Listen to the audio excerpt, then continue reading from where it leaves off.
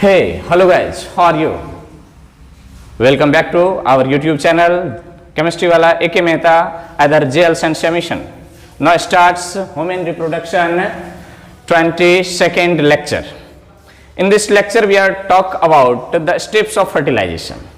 अब आइए अपनी लैंग्वेज में आते हैं। नहीं, इस लेक्चर के अंतर्गत हम लोग अध्ययन करेंगे स्टेप्स ऑफ फर्टिलाइजेशन के बारे में। नहीं, किसके बारे में?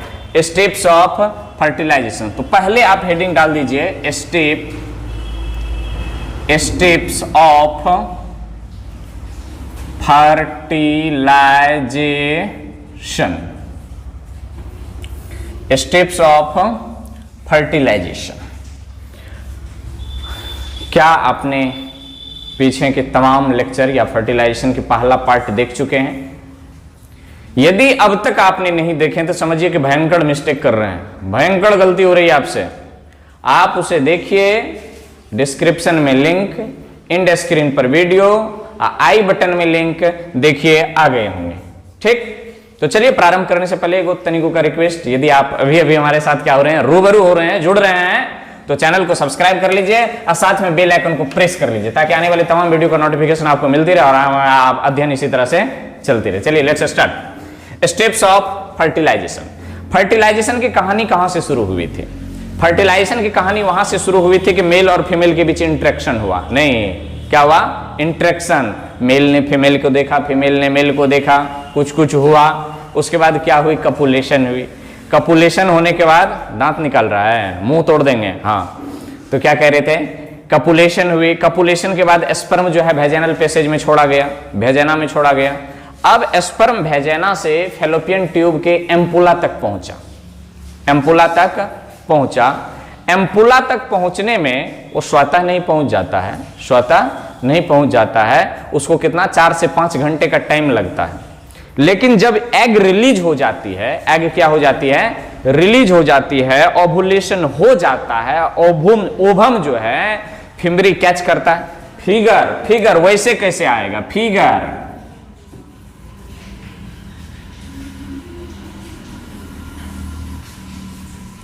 एक तरफ दिखाते हैं।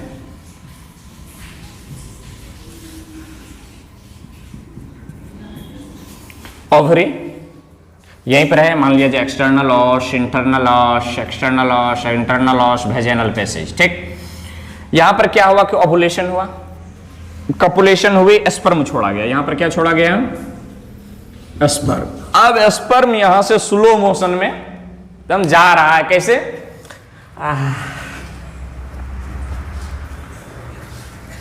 जा रहा है एकदम स्लो मोशन में। क्या लेना देना उसको, नॉर्मल वे में वो जा रहा है। मतलब कि 1.5 से 3 mm प्रति मिनट। तो ज्यादा खसक गए हमने, 1 mm घुस गए। पता चल रहा है हम चल रहे हैं, लेकिन लग रहा है कि चल रहे हैं। ऐसे स्पर्म चलता है, सो करके चलता है। लेकिन जब ये ओवम यहां पर आ जाता है, ओवम रिलीज होता है, ओवुलेशन। और ओवुलेशन कब होता है? मेंस्ट्रुअल साइकिल के 14वें दिन, LH हार्मोन्स के प्रभाव में। ठीक, तो जैसे ही यहां से क्या हुआ, ओवम निकला, तो इसमें फिमरी इसको कैच किया। फिमरी इसको कैच किया तो जैसे जैसे ऐसे करके चलने लगे। जब यहां पर चला तो तब तक में स्पर्म थोड़ी यहां आ जाती है, थोड़ी यहां आ जाती है। तो स्पर्म यहां से यहां तक में लगभग विदिन 5 मिनट में आ जाती है। अब सोचो कि यहां से यहां तक आने में कभी इसको 6 घंटा लगता था, ओवम रिलीज होने के बाद कितने देर में आ गए? 5 मिनट में आ गए। आखिर क्या क्या कारण है? तो इसमें 2 हार्मोन्स भाग लेते हैं। एक हार्मोन्स, एक केमिकल एंजाइम और 2 फिजिकल वर्क। याद रखेंगे, एक हार्मोन्स, एक केमिकल एंजाइम। हार्मोन्स और एंजाइम में अंतर होता है, याद रखना। एक केमिकल एंजाइम, एक हार्मोन्स और 2 फिजिकल एक्शन। 2 फिजिकल एक्शन मतलब भौतिक क्रिया। ये मिलकर के स्पर्म के मूवमेंट को वेरी फास्ट कर देता है। जो 5 से 6 घंटा में पहुंचता था, वो कितने देर में पहुंच रहा है? 5 मिनट में पहुंच रहा। अब सोच सकते हो कि स्पीड कितनी बढ़ाई गई हो, स्पीड कितनी बढ़ाई गई हो। तो आइए पहले इसके स्टेप्स में क्या क्या देखेंगे। तो यहां से हम लोग प्रारंभ करेंगे, स्टेप्स यहीं से प्रारंभ हो जाती है, यहां पर पहुंचना, फिर उसके बाद क्या होना, एक्रोजोमल रिएक्शन होना, फिर एग रिएक्शन होना, फिर पेनेट्रेशन ऑफ जोना पेलुसिडा होना, फिर क्या होगा कि एग और न्यूक्लियाई का संयोग होना, दैट मीन्स फ्यूजन होना, और वहीं तो फर्टिलाइजेशन, वहीं तक तो अपन को अध्ययन करना है। उसके आगे तो फिर एम्ब्रियोलॉजी में चल जाएंगे, जैगोट को बनाने लगेंगे। तो कुल मिलाकर के 6 स्टेप में फर्टिलाइजेशन पूर्ण हो जाती है। आज उसी 6 स्टेप को देखेंगे, वेरी शॉर्ट वीडियो। और देखिए तो कैसे वेरी शॉर्ट हो रहा है, नहीं मतलब थोड़ा गो का वीडियो मात्र। तो वो स्टेप कौन कौन है? तो पहला स्टेप का नाम आप नोट करते जाएंगे। फर्स्ट स्टेप का जो नाम आ रहा है निकल करके, approximation of sperm and ovum. Approximation of sperm and ovum, ये फर्स्ट स्टेप में। अप्रोक्सीमेशन का मतलब होता है पहुंच, अप्रोक्सीमेशन का मतलब अप्रोच से बना है, अप्रोक्सीमेशन पहुंच। मतलब जब ओवम यहां पर पहुंचता है तब स्पर्म में क्या क्या एक्टिविटी होती है, पहला घटना। जब स्पर्म वहां तक पहुंच गया तो दूसरा नंबर है एक्रोजोमल रिएक्शन। दूसरा number acrosome reaction, acrosome reaction. अब एक्रोजोम रिएक्शन में क्या होता है, एक्रोजोम से एक्रोजोमल लाइसिन निकलता है। This is protein, this is protein, lysine निकलता है। और क्या होता है कि एक्रोजोम का मेम्ब्रेन फटता है। पिछले लेक्चर में दिखाए होंगे कि वीक मेम्ब्रेन होना चाहिए एक्रोजोम का। मतलब कपाड़ पर क्यों हाथ जा रहा है, इसलिए कि स्पर्म के हेड के ऊपर टोपी जैसे होता है एक्रोजोम, स्ट्रक्चर ऑफ स्पर्म, गौर कीजिएगा। तो वहां से क्या होता है कि स्पर्म के हेड से फटता है वो, ठीक फटता है। फटने के बाद क्या होता है कि यहां से hyaluronic acid, hyaluronic acid, hyaluronic acid and lysine दोनों रिलीज होता है। अब ओवम के स्ट्रक्चर पर एक नजर गौर करना पड़ेगा कि जब ओवम रिलीज हुआ था तो सेकेंडरी oocyte के फॉर्म में, तो ओवम के चारों ओर कौन कौन सा मेम्ब्रेन था? तो सबसे पहले corona radiata, elongated cell, corona radiata. Corona radiata के अंदर क्या था? Zona pellucida. जोना पेलुसिडा के अंदर क्या था? एक विटेलाइन मेम्ब्रेन। तो माने 3 आवरण को वो साथ लेकर के आए। कितने आवरण को? 3 आवरण को साथ लेकर के आए। वहां पर भी उसको गौर से देखेंगे। तो पहला क्या होगा? Acrosomal reaction. तीसरा नंबर एग रिएक्शन। तीसरा नंबर क्या होना है? Egg reaction. हाँ, एग रिएक्शन,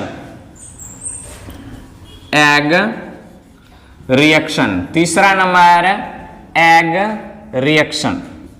एग रिएक्शन का मतलब क्या कि अब ओवम जो है, सॉरी स्पर्म जो है किसके पास पहुंच चुके हैं? ओवम मीन्स एग के पास पहुंच चुके हैं। अब एग क्या करता है? प्रतिक्रिया करवाता है। और एक पति की बात बताएं, नहीं ना, लड़के जो होते हैं वो थोड़ा मतलब क्या कहते हैं, छिछोरे टाइप के होते हैं। यदि आपने छिछोरा नहीं देखा है तो देख लेंगे।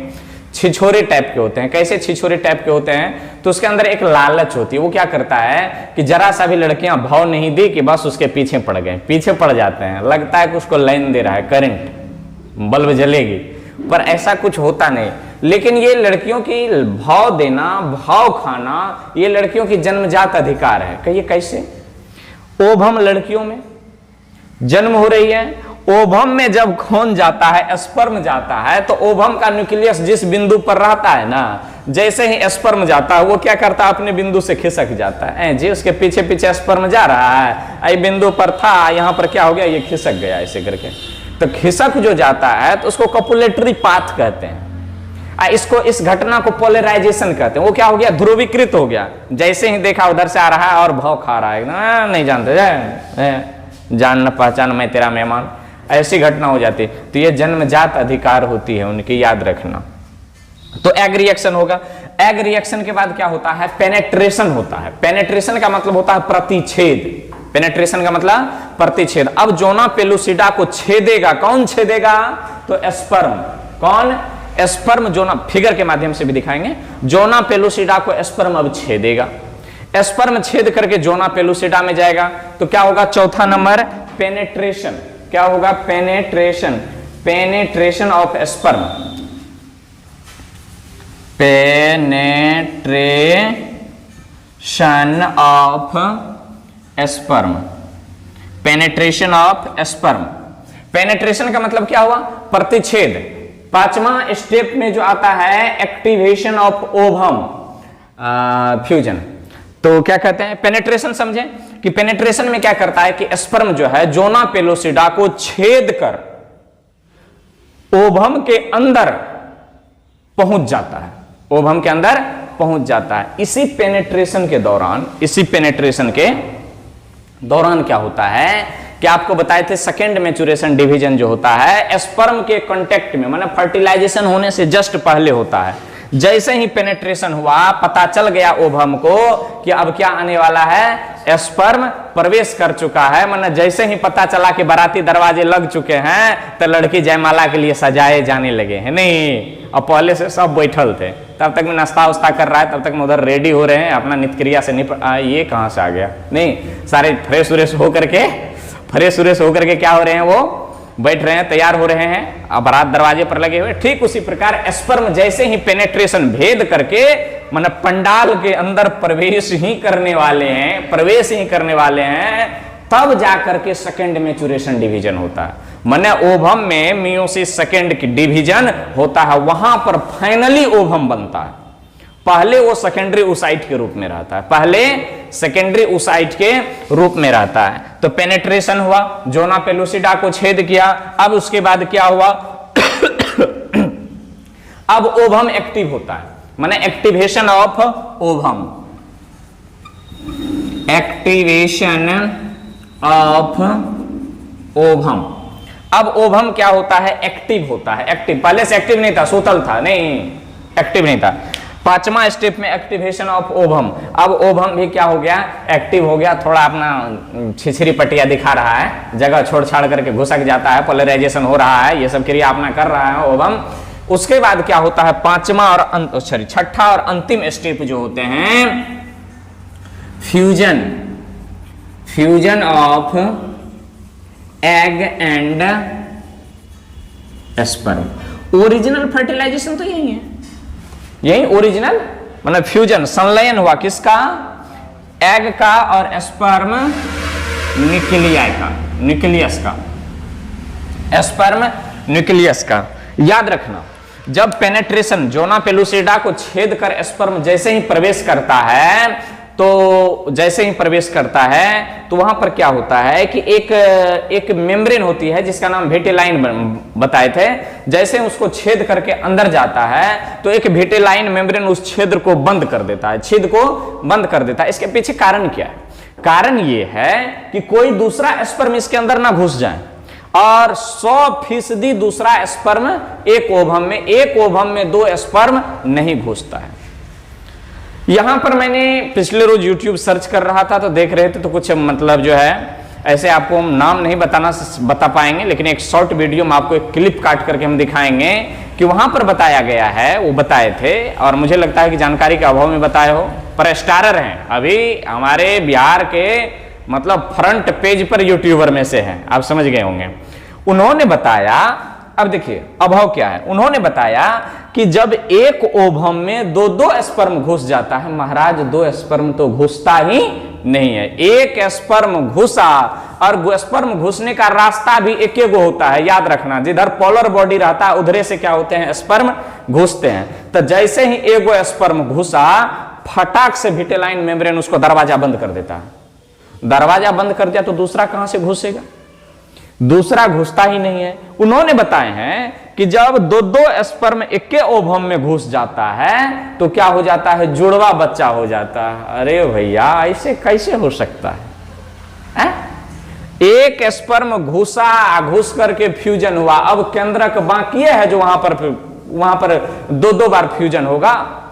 ये प्लांट नहीं है जो यहां पर डबल फर्टिलाइजेशन और ट्रिपल फ्यूजन होगा। ये ह्यूमन है, एनिमल्स है, एनिमल्स में ह्यूमन है। जुड़वे बच्चे की कहानी अलग होती है, जुड़वे बच्चे की कहानी अलग होती है, आपको मैं बताऊंगा वीडियो क्लिप दे करके कि देखिए यहां पर, और होता कैसे है कारण भी बताएंगे। तो आप कंफर्म एकदम याद रखेंगे कि एक ओवम में कभी भी 2 स्पर्म प्रवेश नहीं करता है, कभी प्रवेश नहीं करता है। एगो घुसा रास्ता बंद, दूसरे को घुसने का मौका ही नहीं मिलता है। जब दूसरा घुस गया ना, तो शायद जेनेटिक्स की जानकारी के अभाव है, मान लिया जाए, जब 2 गो स्पर्म घुसा तो n प्लस n, एगो ओवम है तो फिर प्लस क्या हुआ n बराबर होगा ट्रिपल n, n बराबर होता है 23, तो 3 गुना 23, तो 3 तिया 9 और 2 तिया 6। क्या मनुष्य में 69 क्रोमोसोम होते हैं? अब सोच, क्या मनुष्य में 69 क्रोमोसोम होते हैं? उसके अनुसार चलिए इतना घुस गया, उन भाई साहब के अनुसार इतना घुस गया, बस जल्द ही आपको हम बताएंगे। इतना घुस गया और जुड़वा बच्चा हो गया, तो बच्चा है तो दोनों में आधा आधा क्रोमोसोम होगा, दोनों में आधा आधा क्रोमोसोम होगा। तो भाई साहब इसको जरा 2 से भाग कर दीजिए, तो इसको जरा 2 से क्या कर दीजिए, भाग कर दीजिए। तो भाग कर लेते हैं, तो इसका कितना हो जाएगा 4.5, तो कितना 34.5। याद रखना क्रोमोसोम तो कभी फ्रिक्शन में होता नहीं है, पहली केस, क्रोमोसोम कभी फ्रिक्शन में होता नहीं है। क्रोमोसोम कभी फ्रिक्शन में, वृक्ष में आम कभी फ्रिक्शन में लग सकता है। सोचो तो, कोई कह सकता है कि इस गाछ में 3.5 गो आम फरा है, 3.25 गो आम हुआ है, 5.5 गो आम हुआ है, कहीं ऐसा हो सकता है? कदापि संभव नहीं है। या तो 35 क्रोमोसोम होगा या तो 34 क्रोमोसोम होगा, और मनुष्य में 46 क्रोमोसोम होता है। इस दृष्टिकोण से ये थ्योरी ही पूरा का पूरा क्या है, गलत है। मतलब कुछ कह दिया, मन में आया कुछ कह दिया, कोई तथ्य ना कोई प्रमाण ना कुछ, और कुछ कह दिया। तो ऐसे ऐसे वीडियो क्लिपों से क्या करेंगे आप, वीडियो से और ऐसे ऐसे अध्ययनों से बच के रहेंगे। बच्चे को बड़ा मनोरंजन आता है, ये बड़ा बढ़िया लगता है सुनने में। तो क्या देखें, अभी देखिए स्टेप्स ऑफ फर्टिलाइजेशन, जुड़वा बच्चे की कहानी में आपको बताऊंगा होता कैसे है। और वहां तो जुड़वा की 2 बात कही है ना, कहा कि एक में शकल एक कहता है, शकल अलग अलग हो जाता है। यहां पर कंडीशनें बदल जाती है। क्या बदल जाती है? कंडीशनें बदल जाती है। तो पहले आप इसको नोट करिए, क्या लिखें, approximation of sperm and ovum. Ovum और स्पर्म के बीच वहीं प्रतिस्पर्धा होती है, एक दूसरे को देखता है। राम ने सीता को देखा, सीता ने राम को देखा, कहां पर? पुष्प वाटिका में। तो स्पर्म ने ओवम को देखा, ओवम ने स्पर्म को देखा, कहां पर? तो फैलोपियन ट्यूब में। याद रखना, पुष्प वाटिका में राम ने सीता को, तो सीता ने राम को देखा कि देखते ही रह गया। ठीक उसी प्रकार स्पर्म ने ओवम को देखा और ओवम ने स्पर्म को देखा, तो ये देखते नहीं रह गया, स्पर्म दरबड़ उठा दिया, किधर की ओर? ओवम की ओर। बात समझ में आ रही है? That means approximation, that means approximation. Approximation का मतलब यही होता है। अब इसमें काम कौन कौन करते हैं, तो मैं एक एंजाइम का नाम बता रहा हूं, नाम स्किप कर रहा है। वो एंजाइम है प्रोस्टेग्लैंडिन्स। प्रोस्टेग्लैंडिन्स एक स्पर्म है, प्रोस्टेग्लैंडिन्स एक एंजाइम है, और ऑक्सीटोसिन एक हार्मोन्स है।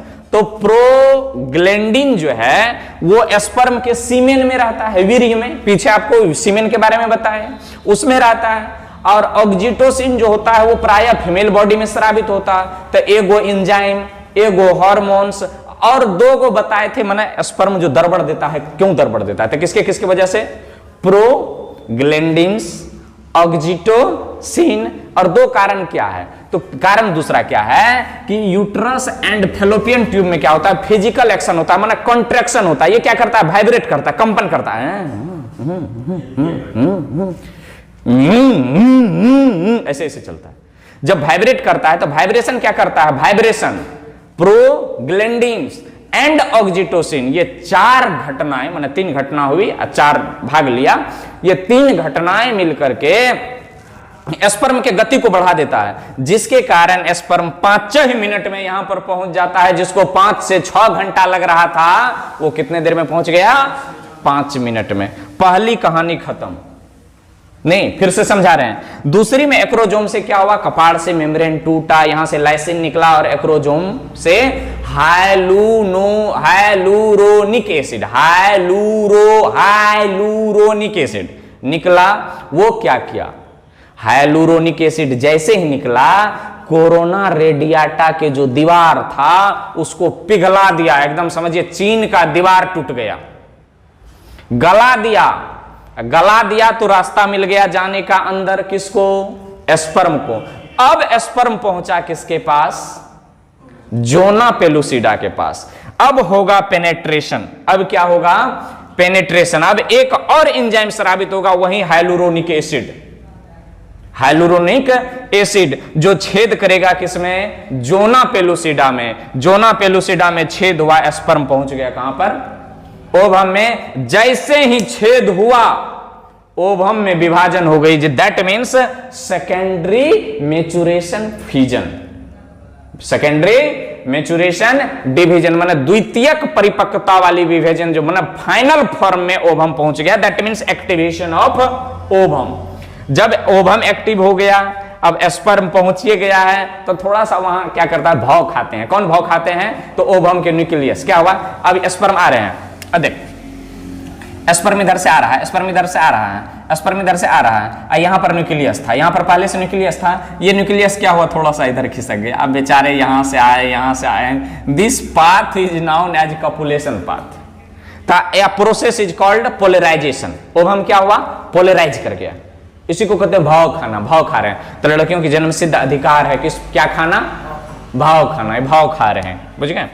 तो इस तरह की घटना हो जाती है। तब ये बेचारे किसी तरह से, अब तो अंदर प्रवेश कर गया, अब तो अंदर प्रवेश कर गया, अब ये गोल हासिल करके ही जाएगा, अब ये अपना गोल प्राप्त करके ही जाएगा, चाहे इसको कितनों मशक्कत क्यों नहीं। चारों तरफ ये भागते पीछे फिरे ना, अब पीछे से ये दरबड़ देते रहेगा, पकड़ कहां पकड़ने देता है, अपने पकड़ाएगा। जैसे ही पकड़ाया, नाम पड़ गया फ्यूजन, माने संलयन, किसका किसका, एग एंड एस्पर्म के न्यूक्लियस के बीच फ्यूजन हुआ। This process is known as syngamy and fertile, पूरा घटना कहलाया फर्टिलाइजेशन। ये केवल ये स्टेप क्या कहलाया, सिंगेमी, केवल ये स्टेप क्या कहलाया, सिंगेमी। क्या फर्टिलाइज, बस कहानी खत्म हो गई, कहानी खत्म हो गई। क्या आपने सुना, कुछ लिखाना पड़ेगा, तो इसको पहले आप फटाक से क्या कर लीजिए, नोट कर लीजिए। अब बारी बारी से हम इसको लिखाते जाएंगे। समझा दिए, समझ गए हैं, किसी को तकलीफ नहीं होनी चाहिए। फिर एक बार देख लेंगे, पहले इसको नोट तो करो। चलिए इसको नोट कर लिए, तो एक नंबर का हेडिंग दीजिए और इसको स्टेप वाइज समझते जा रहे हैं। याद रखना कौन कौन सा स्टेप था, और बीच बीच में बोलते भी जाना, किस स्टेप में क्या हुआ है, इस स्टेप में क्या हुआ है, इस स्टेप में क्या हुआ है, अब इस स्टेप में क्या हुआ है। अब इन डिटेल्स में समझिए। कुछ बातें जो है ना, मैं जो बोल रहा हूं उसको बोलने के क्रम में भी आप यदि शॉर्ट में नोट करते जा रहे हैं तो अच्छी बात है, यदि नहीं करते हैं तो पर भी अच्छी बात है, यदि कर लेते हैं तो बहुत अच्छी बात है। चलिए क्या कहता है, अप्रोक्सीमेशन ऑफ एस्पर्म। कहता है कि इजेकुलेशन के बाद, नहीं, इजेकुलेशन के बाद एस्पर्म 24 से 48 घंटा तक इंसेमिनेशन कहिए ना, क्या कहिए, इंसेमिनेशन, इंसेमिनेशन के बाद एस्पर्म 24 से 48 घंटा तक मोटाइल रहता है, माने मोटगर रहता है, गतिशील रहता है, मोटाइल रहता है, मोटाइल रहता है। ठीक, कहता है मोटाइल रहता है। अगली बात है, आगे की बात जो इसमें की गई है, कैपेसिटेंस एक्स्ट्रा एक्टिव। अब यहां पर क्या होते हैं कि इंसेमिनेशन के बाद जैसे ही क्या होते हैं कि एस्पर्म वेजाइनल पैसेज में जाते हैं, एस्पर्म में एक्स्ट्रा एक्टिविटी जागृत हो जाते हैं, माने एक्स्ट्रा एक्टिव होते हैं, अतिरिक्त एक्टिव हो जाते हैं। इसका कारण क्या है, तो कुछ जो होते हैं खुद स्विमिंग के कारण, माने अपना तैरने की वजह से, और कुछ जो होते हैं इसके मूवमेंट में जो वृद्धि होती है, और फैलोपियन ट्यूब और यूट्रस में कॉन्ट्रैक्शन, दूसरा ग्लैंडिन्स, प्रोस्टेट ग्लैंडिन्स और ऑक्सीटोसिन के माध्यम से। तो क्या कहेंगे, स्पर्म एक्स्ट्रा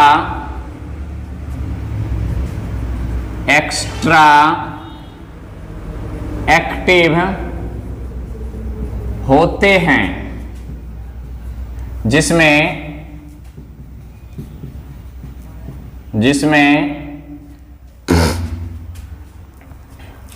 एक्स्ट्रा एक्टिव होते हैं। स्पर्म क्या होते हैं, एक्स्ट्रा एक्टिव होते हैं। इसके कारण क्या क्या हैं, तो खुद का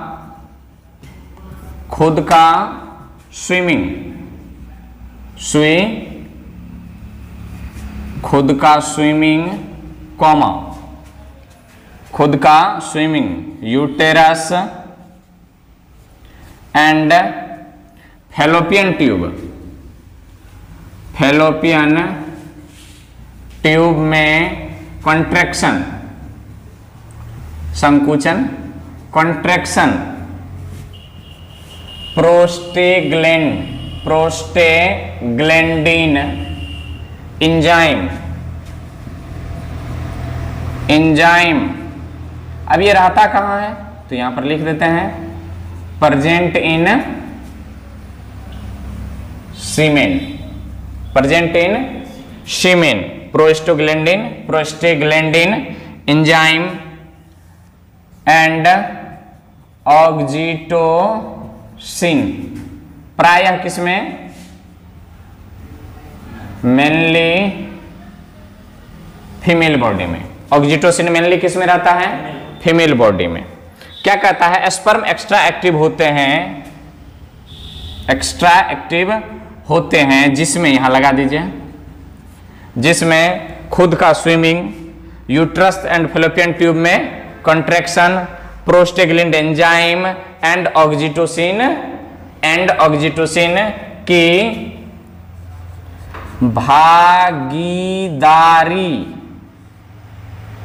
भागीदारी होती है। एक्स्ट्रा एक्टिव होने में किसका किसका योगदान है, पहले खुद का स्विमिंग, दूसरा यूट्रस और फैलोपियन ट्यूब में संकुचन, तीसरा प्रोस्टेग्लैंडिन्स एंजाइम प्रेजेंट इन सीमेन, जो सीमेन में पाए जाते हैं, ऑक्सीटोसिन जो प्रायः फीमेल बॉडी में होते हैं, उसके वजह से क्या होते हैं, ये स्पर्म एक्स्ट्रा एक्टिव होते हैं तथा 5 मिनट के अंदर फैलोपियन ट्यूब के एम्पुला में पहुंच जाते हैं। ठीक, एक्स्ट्रा एक्टिव होने के कारण, वैसे नॉर्मली कितना देर में, 5 से 6 घंटे में, पिछले लेक्चर में बताए होंगे 5 से 6 घंटे में पहुंचता है। और जब ये भाई साहब योगदान करते हैं ना, भागीदारी लेते हैं, तो ये कितने देर में, विद इन 5 मिनट्स में पहुंच जाते हैं। एक बार इसको आप फटाक से नोट कर लीजिए, फिर आगे लिखते हैं। फटाक से नोट कर लीजिए। चलिए इनको साफ करते हैं और आगे बढ़ते हैं। अभी इसमें कहानी और है, पहला स्टेप में और कहानी है, थोड़ा लंबा कहानी है, क्योंकि कोरोना रेडिएटर को पिघलाना यहीं पर है। अब देखिए क्या होता है, मैं लिख रहा हूं, अब देखिए, अब बोल भी रहा हूं धीरे धीरे। यदि सुन करके लिखना चाहें तो सुन करके भी लिख सकते हैं, देख करके लिखना चाहें तो देख करके लिख सकते हैं। जब ओवम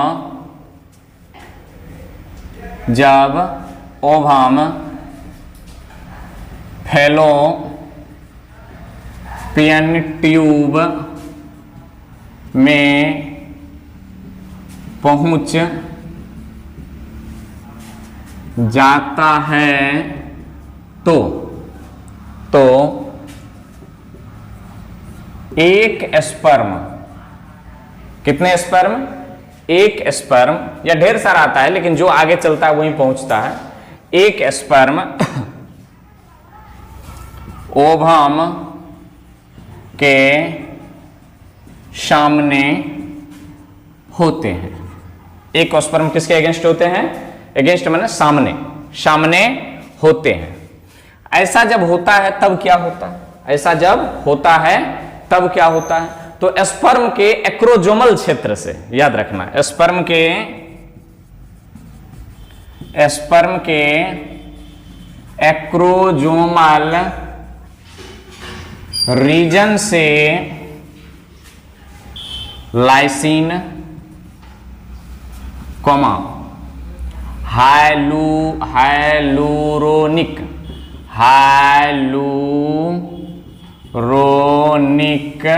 हाइलुरोनियेज, यही है शायद, देख लेते हैं एक बार। हाइलुरोनियेज, इसको हाइलुरोनिक एसिड भी कहते हैं। Against lysin acrosomal region hyaluronidase, hyaluronidase, comma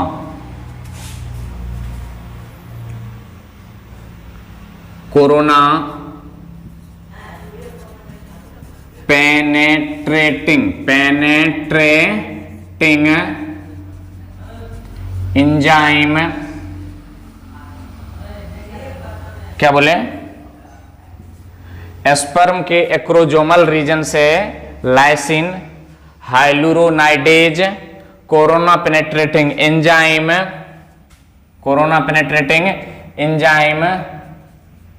स्रावित होता है जो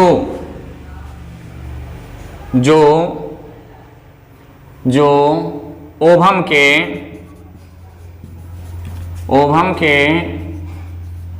कोरोना रेडियाटा, जो ओवम के कोरोना रेडियाटा को तोड़ देता है। अब इसी में लिखते हैं फलस्वरूप, तोड़ देता है तो क्या होगा? फलस्वरूप स्पर्म के एक्रोजोमल रीजन से lysin, hyaluronidase, corona penetrating enzyme स्रावित होता है जो ओवम के कोरोना रेडियाटा को तोड़ देता है। फलस्वरूप स्पर्म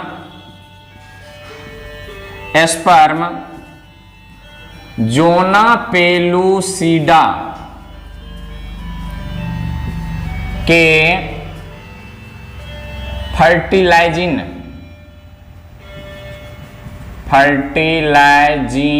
यही है, जोना पेलुसिडा के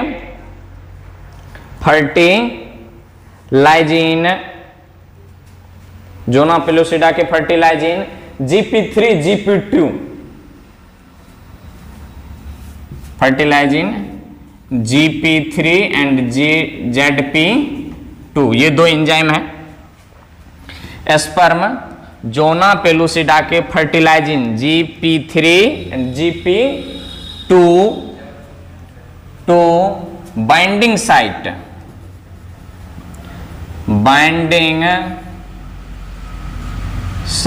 से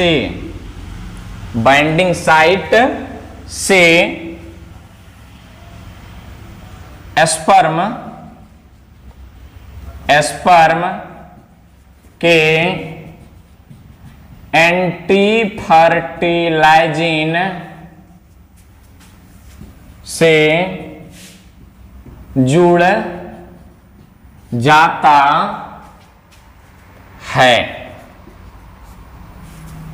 क्या करता है? ओवम, जब ओवम फैलोपियन ट्यूब में पहुंच जाता है तो एक स्पर्म ओवम के सामने होते हैं। अब जब सामने होने के बाद क्या हुआ? स्पर्म के एक्रोजोमल रीजन से क्या हुआ? Lysin, hyaluronidase, corona penetrating enzyme, penetrating मतलब कोरोना भेदन एंजाइम, ये कोरोना वायरस वाला नहीं, कोरोना भेदन एंजाइम स्रावित होता है जो क्या करता है? ओवम के कोरोना रेडियाटा को तोड़ देता है। फलस्वरूप स्पर्म जोना पेलुसिडा के fertilising GP3 ZP2 binding site से स्पर्म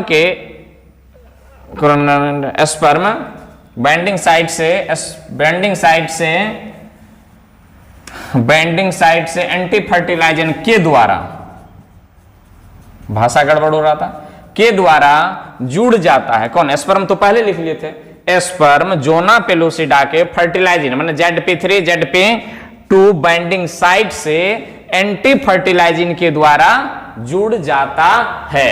अब ये जुड़म जुड़म की क्रिया हो गई है।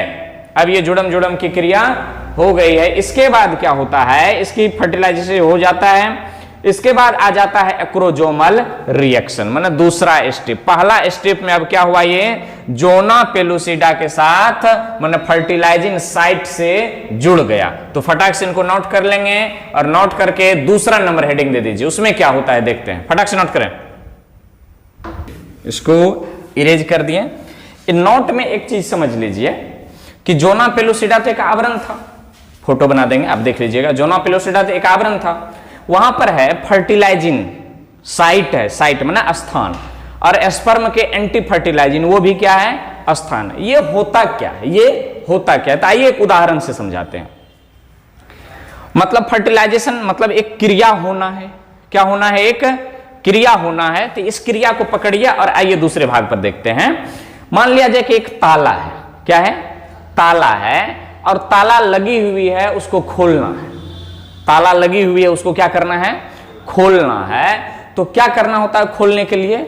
चाबी को ताला में घुसा कर घुमाना पड़ता है ने, तब क्रिया क्या होती है? ताला खुलता है। ताला खुलता है।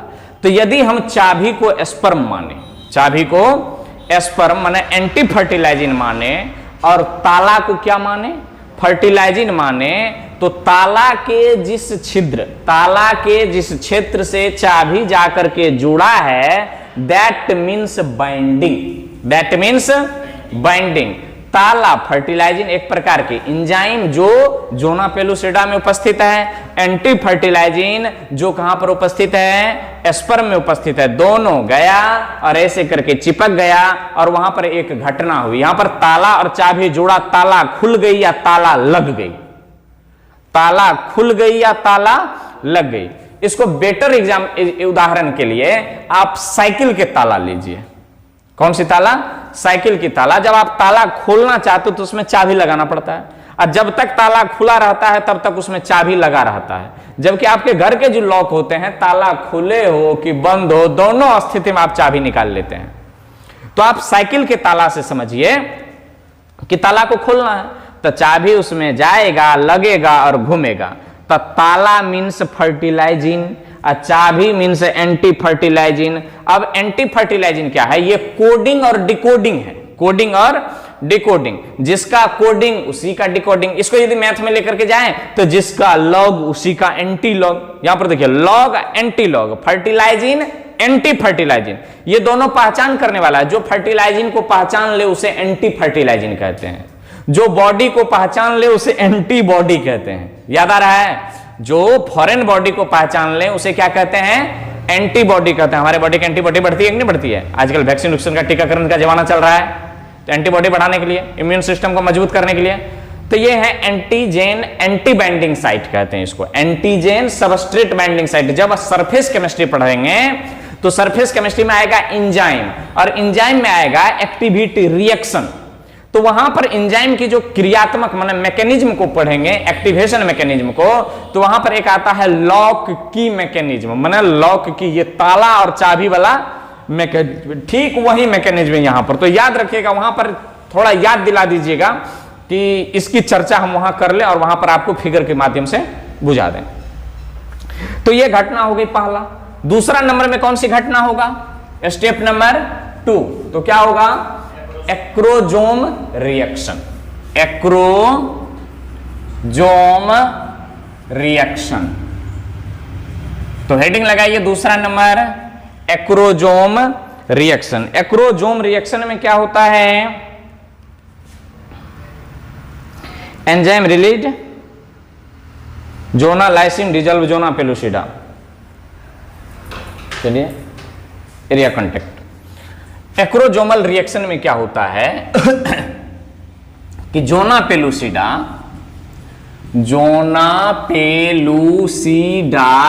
के जिस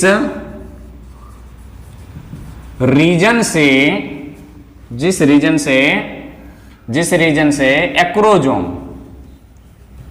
एक्रोजोम जुड़ा होता है, अभी तुरंत बताए थे इससे पहले, बाइंडिंग, जुड़ा होता है उस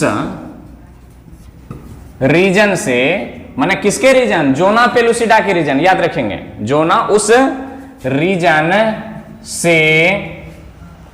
रीजन से इंजाइम है, इंजाइम का नाम बता रहे हैं, उस रीजन से क्या होता है कि इंजाइम स्रावित होता है और इस इंजाइम का नाम है एक्रोसिन या जोनालाइसिन, एक्रोसिन या जोनालाइसिन है, एक्रोसिन या जोनालाइसिन, उस रीजन से एक्रोसिन या जोनालाइसिन स्रावित होता है। क्या स्रावित होता है? एक्रोसिन या जोनालाइसिन स्रावित होता है जो जोना पेलुसिडा को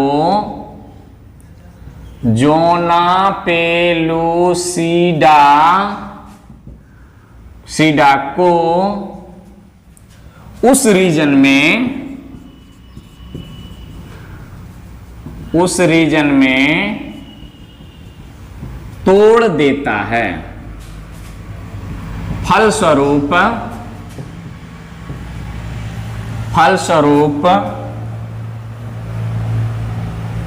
स्पर्म का हेड एंड मिडिल पीस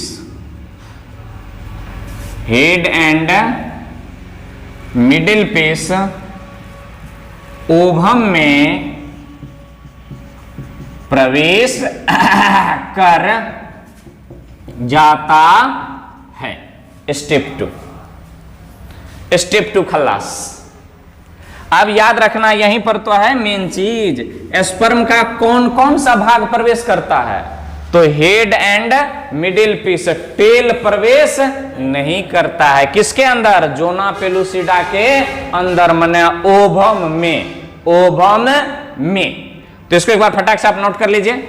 ये 2 नंबर की स्टेप खत्म, 3 नंबर स्टेप हेडिंग देंगे इसको मिटा करके, आप नोट कर लीजिए फटाक से। 1 2 3 4 5 6 7 8 9 10 इसको मिटा दिए। अब तीसरा नंबर क्या लिखे? तीसरे नंबर होगा ना, एग रिएक्शन, EGG, तीसरा नंबर एग रिएक्शन नोट कीजिए एक बार। तो चलिए, तीसरा पार्ट है एग रिएक्शन। अब क्या हुआ है कि छेद हो चुकी है किसमें? जोना पेलुसिडा में। अब एग के अंदर क्या कर गया? प्रवेश कर गया है। वो सबसे लास्ट लाइन क्या लिखे थे? एक बार दिखाओ, कॉपी दिखाओ एक बार कोई। सबसे लास्ट लाइन क्या लिखे थे?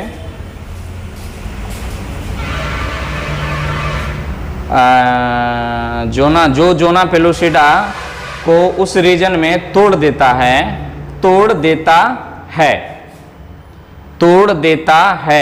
यहां तक लिखे हैं ना। उसके बाद जो फलस्वरूप लिखे हैं, इसका हेड मिडिल पीस ओवम में प्रवेश कर जाता है। ये काट दीजिए, अभी प्रवेश नहीं किया है, काट दीजिए। फलस्वरूप के बाद काट दीजिए, तोड़ देता है। अब फलस्वरूप के बाद जो एक लाइन लिखे हैं उसको काट दीजिए, काट दिए। फलस्वरूप के बाद जो एक लाइन लिखे हैं उसको क्या कर देना है? काट देना। अभी तक वो क्या किया है? किसको तोड़ा है? जोना पेलुसिडा को तोड़ा है। अब एग रिएक्शन अपना क्या हो रहा है? एक्टिव हो रहा है। एग रिएक्शन अपना काम कर रहा है। तो एग रिएक्शन कैसे काम कर रहा है जरा देखिए। क्या होता है कि जैसे ही वो टूटता है, कौन? जोना पेलुसिडा का क्षेत्र, एग क्या करता है कि अपने सरफेस पर, जोना पेलुसिडा के अंदर एक मेम्ब्रेन, जिसको मेम्ब्रेना ग्रेनुलोसा या वेटेलाइन मेम्ब्रेन कहते हैं, तो याद रखना। तो क्या कहते हैं कि ओवम के सतह पर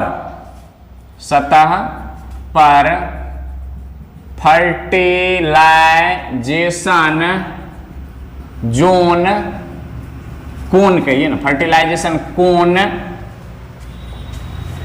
माने रिसिप्टर सेंटर जिसको कहते हैं, क्या कहते हैं, रिसेप्शन सेंटर कहिए ना। जैसे होटल और में जाएंगे ना तो होटल तो बड़का गो का है, तो एक जगह पर क्या होता है, उसका एक रिसेप्शन सेंटर होता है, वहां पर जाइए, टोकन लीजिए, टिकट कटाइए इत्यादि।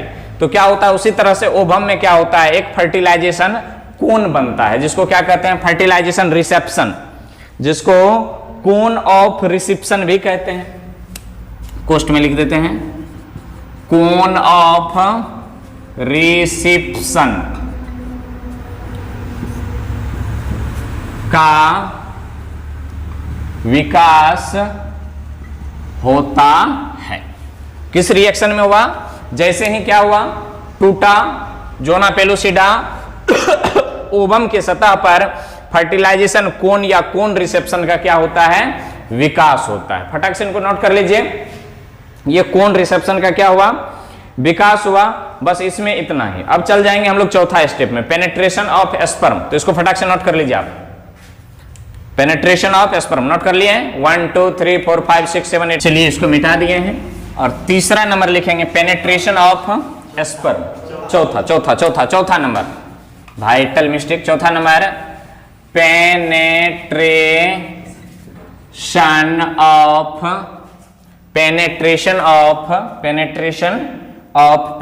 Of sperm. पेनेट्रेशन का मतलब होता है प्रतिच्छेद, पेनेट्रेशन का मतलब प्रतिच्छेद, और प्रतिच्छेद का माने पेनेट्रेशन, और पेनेट्रेशन का मतलब प्रतिच्छेद। अब ये पेनेट्रेशन में क्या होता है, पेनेट्रेशन में कि जो क्या कहते हैं कि जोना पेलुसिडा के जो जिस क्षेत्र में बाइंड किया था स्पर्म, उसको रिसेप्टर कहेंगे हम लोग, रिसेप्टर साइट या बाइंडिंग साइट। तो बाइंडिंग साइट तो अभी एक्टिव था, अब वहां से कौन चलेगा, स्पर्म किधर की ओर चलेगा, इस सतह की ओर। किसके सतह की ओर, तो ओवम के सतह की ओर, ओवम के सतह की ओर। तो क्या होता है कि इसमें Ca++ आयंस के कारण, इसमें Ca++ ये होता है किस सरफेस में, जोना पेलुसिडा में होता है। ये penetration head sperm contact with the lateral surface of fertilization zone. हाँ, क्या कहता है कि इसमें जब स्पर्म का हेड, इसमें जब स्पर्म का हेड, याद रखेंगे कौन फेज में, स्टेप में, पेनेट्रेशन स्टेप में, इसमें जब स्पर्म का हेड फर्टिलाइजेशन कोन, फर्टिलाइजेशन कोन कहां पर है, तो सरफेस ऑफ ओवम, नहीं इसको क्या कहेंगे, सरफेस ऑफ ओवम। इसमें जब स्पर्म का हेड फर्टिलाइजेशन कोन माने सरफेस ऑफ ओवम के संपर्क में आता है तो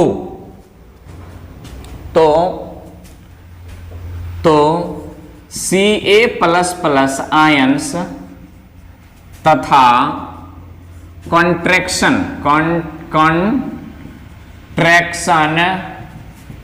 वेव के कारण संपर्क में आता है, तो Ca++ आयन तथा कॉन्ट्रैक्शन वेव के कारण ओवम में nuclei of ovum, nuclei of ovum में डीपोलराइजेशन हो जाता है, फलस्वरूप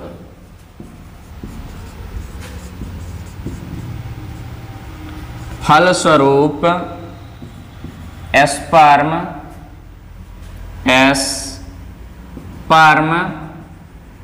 हेड सहित,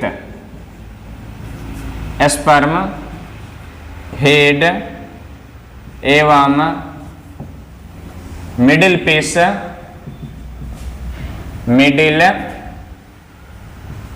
पीस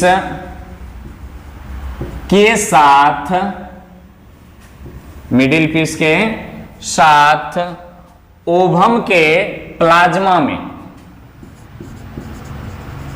ओवम के प्लाज्मा माने क्या कहेंगे इसको, ऊ प्लाज्मा, ऊ प्लाज्मा में प्रवेश करता है। ये तो प्रवेश कर गया, इसी को कहते हैं पेनेट्रेशन। अब स्पर्म मिडिल किसके किसके साथ, हेड एवं मिडिल पीस के साथ, इसका मतलब टेल प्रवेश नहीं करता है, याद रखना, टेल प्रवेश नहीं करता है, टेल प्रवेश नहीं करता है। अब ये तो प्रवेश कर गया, अब क्या क्या होगा, अब क्या क्या होगा, ऊ प्लाज्मा में स्पर्म के प्रवेश के बाद जोना पेलुसिडा के बाइंडिंग साइट डीएक्टिव हो जाता है। फटाक से क्या हो गया, डीएक्टिव हो गया।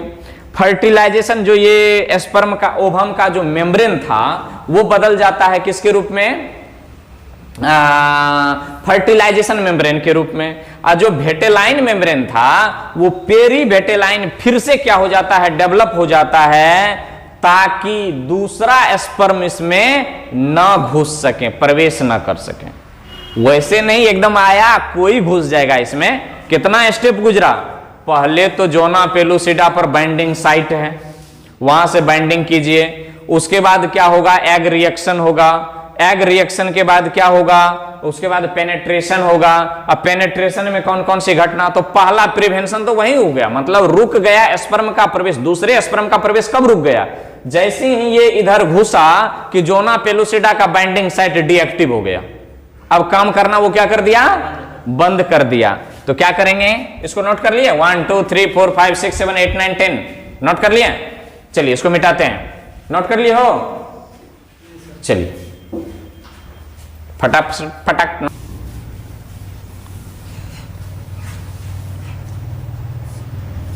चलिए अब क्या करते हैं कि इसमें एक घटना और होती है, एक घटना और होती है, उसको लिखते हैं। जब स्पर्म ऊ प्लाज्मा में प्रवेश कर जाता है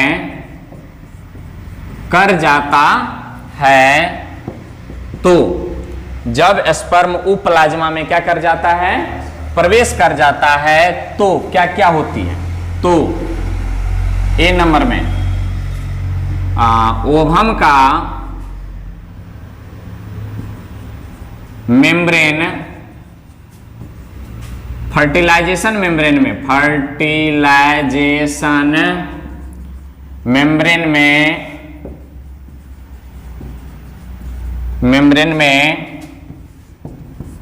बदल जाते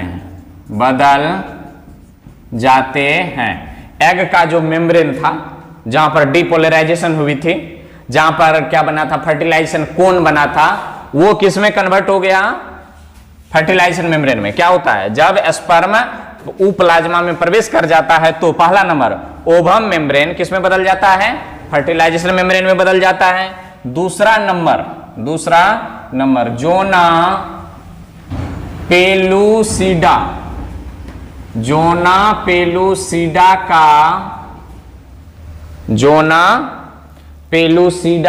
का बाइंडिंग साइट, इसको क्या कहेंगे, स्पर्म रिसेप्टर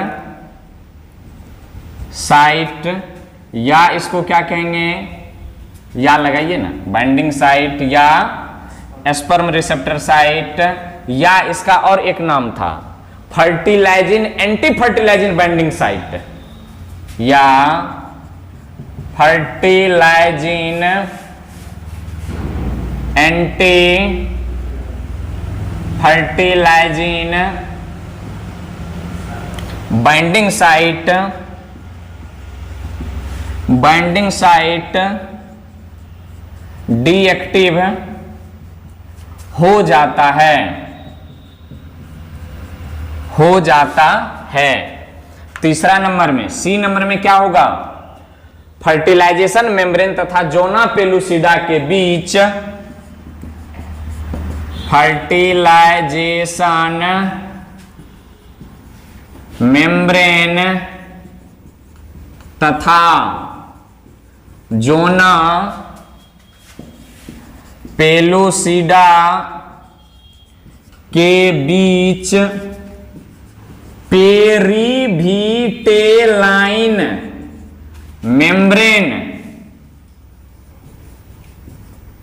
मेम्ब्रेन विकसित होता है,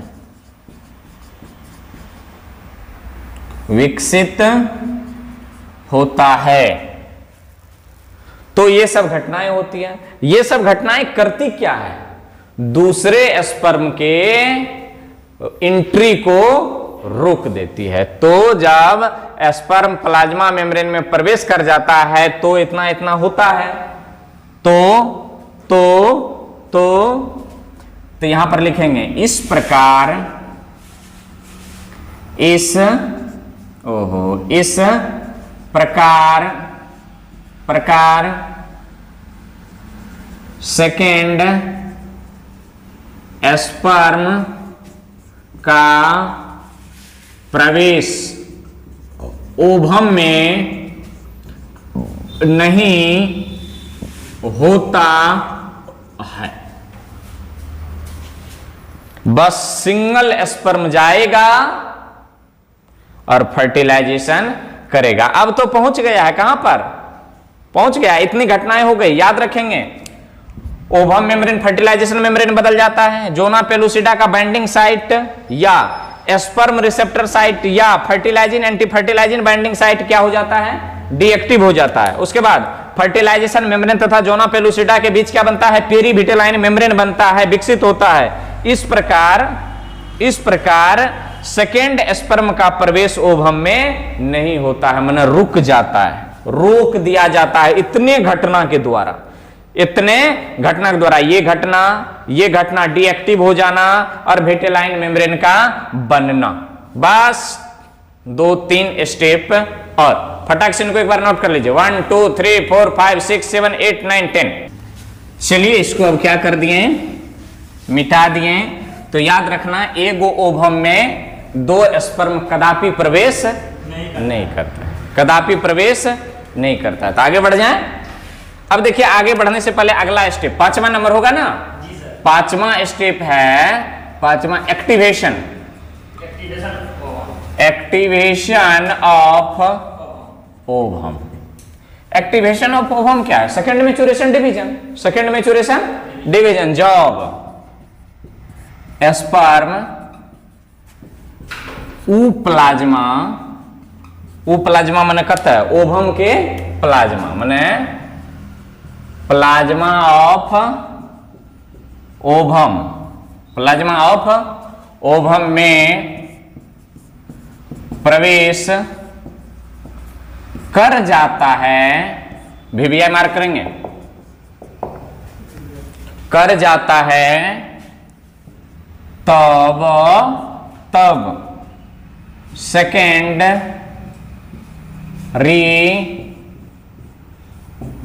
साइट में मियोसिस सेकेंड या सेकेंड मैच्योरेशन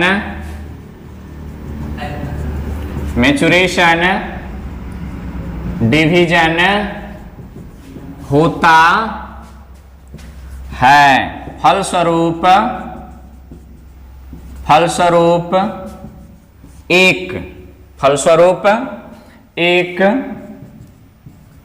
ट्रू ओवम या एक्चुअल ओवम, वास्तविक ओवम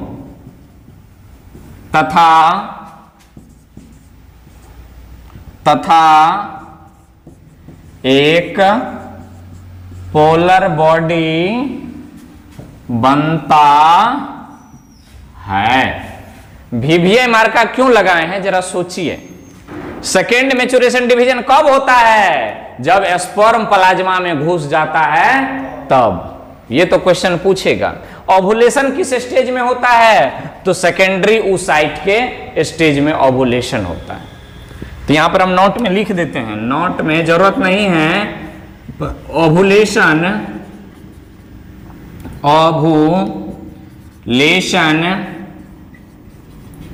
सेकेंडरी oocyte के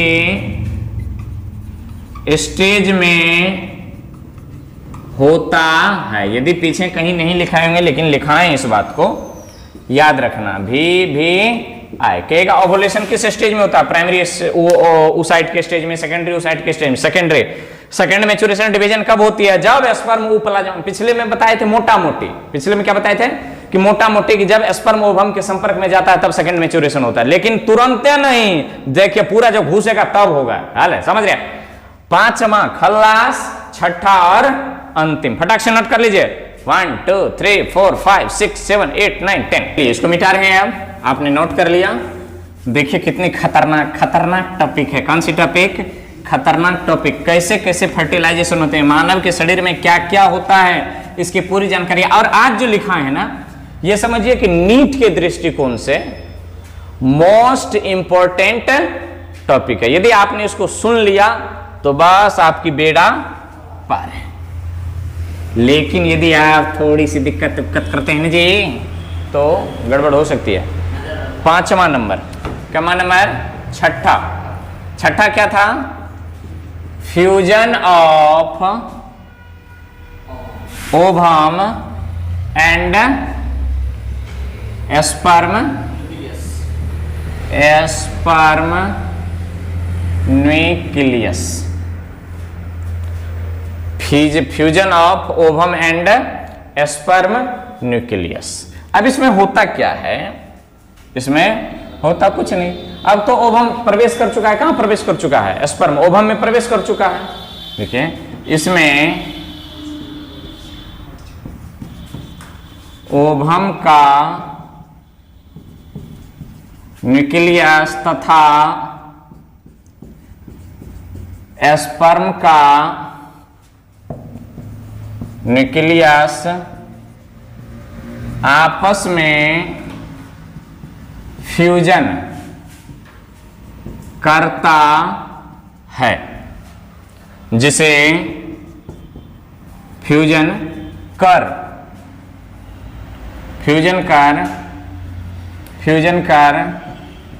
डिप्लॉयड जायगोट विकसित करता है, जिसे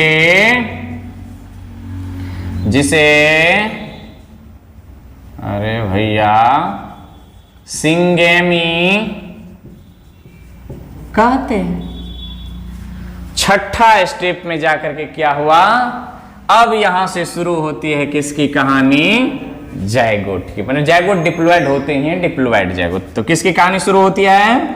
जायगोट की। जायगोट क्या है? जायगोट नहीं, यह जीव शरीर का प्रथम डिप्लॉयड सेल है। और क्या कह सकते हैं जायगोट को? यह फर्टिलाइज्ड ओवम या एग है। जायगोट क्या होते हैं? सिंगल कोशिका होते हैं, एकल कोशिका है। अब इसमें क्या होगा? विखंडन होगा, क्लीवेज होगा। तो जायगोट में होने वाली क्लीवेज को, विखंडन को क्लीवेज कहते हैं। तो नेक्स्ट लेक्चर में आपसे हम मिलेंगे। इसको फटाक से आप नोट कर लीजिए। 1 2 3 4 5 6 7 8 9 10 नोट कर लिए हैं। तो नेक्स्ट लेक्चर में हम मिलेंगे आपसे क्लीवेज के साथ। जायगोट तक आ गए हैं, फर्टिलाइजेशन करवा दिए, जायगोट तक आ गए हैं। और इसके बाद जो है यहां पर हम क्या करेंगे, एक फोटो लगा देंगे इसके जो इससे संबंधित, इसमें कैसे कैसे स्पर्म घुसा है, आप उस फोटो को देख करके भली भांति और कमेंट को पढ़िएगा और फोटो को देखिएगा। ठीक, तो फोटो को भी हो सके तो बना लीजिएगा। यहां पर हम फोटो लगा देंगे, 2 3 4 5 सेकंड के लिए फोटो चलेंगे, देख लीजिए। आप देख रहे होंगे, मैं फोटो दिखा रहा हूं आपको, आप फोटो देखिए। चलिए फोटो पर ध्यान दीजिए। आजा आजा, खुल जा सिम सिम, खुल जा सिम सिम। फोटो खुल गया। आइए देखिए, फोटो में है, यहां पर देखिए, फोटो में सबसे ए नंबर में ओवम है, बी नंबर में कुछ घुसा है विटेलाइन मेम्ब्रेन के अंदर, सी नंबर में देखिए फर्टिलाइजेशन मेम्ब्रेन बना है, डी नंबर में देखिए क्या प्रोन्यूक्लिया बना है, ई नंबर में देखिए जाइगोटिक न्यूक्लिया, एफ नंबर में देखिए और पाथ ऑफ, यहां पर लास्ट में क्या हो गया है, यहां पर एफ नंबर तक आया है। देखिए कपुलेशन पाथ कैसे यहां पर विचलन होता है, ग्रे कांस्टेंट फर्टिलाइजेशन मेम्ब्रेन। तो ये फोटो देख रहे हैं, ये फोटो आपको स्क्रीन पर लगा दिए जाएंगे। इस पिक्चर के माध्यम से समझ रहे हैं, सूंघ वाला जो है वो स्पर्म है और गोल वाला जो है ओवम है, दिखाई दे रहा है। तो चलिए अब फोटो लास्ट हो रही है। हट जा हट जा हट जा सिम सिम, हट जा, हट गया। चलिए अब ये फोटो क्या हो गए, हट गए। अब हम आपसे लेना चाहेंगे विदा, फिर मिलेंगे अगले एपिसोड में। पढ़ाई करते रहें। All the best.